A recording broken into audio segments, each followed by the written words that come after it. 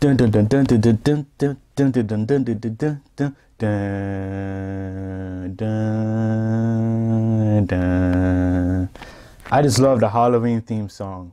Hey guys, thank you for joining the quest again today. I am your host Marques Underwood, and today I'll be reviewing Halloween, which is directed by John Carpenter, and it stars Jamie Lee Curtis. And this is actually Jamie Lee Curtis' first film, for those that don't know.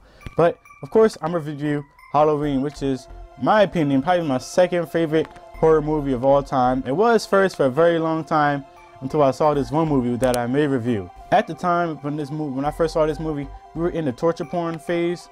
You know, Hostel, Saw, stuff like that was out, and you know, Halloween, it was just so different to me from that. It was just simple, but it was still complex at the same time. You didn't understand who the Shape was. Who we know is Michael Myers, but in this movie they referred to him as the Shape. We didn't know who he was. We didn't know anything about his background. We just knew that he was out to get this girl, and it was just interesting. It's simple, but it works on so many levels, in my opinion. You really fall for Jamie Lee Curtis. You really adapt to her. You really care for her.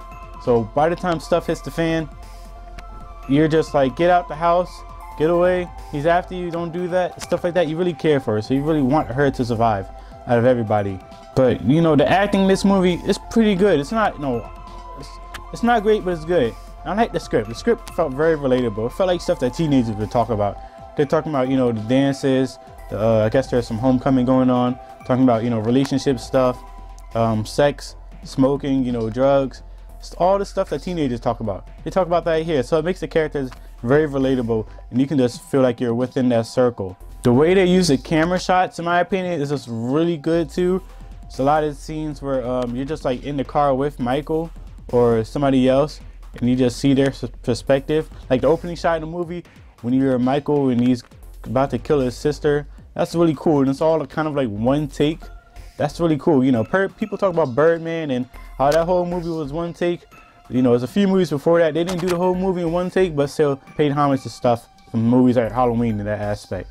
And a lot of people don't know this, but Halloween is probably like the first slasher movie that made it big. There's probably more, you know, earlier slasher movies, like one guy killing people, but Halloween kind of set the standard as for, you know, everything. There's like, basically there's like horror before Halloween, there's horror after Halloween.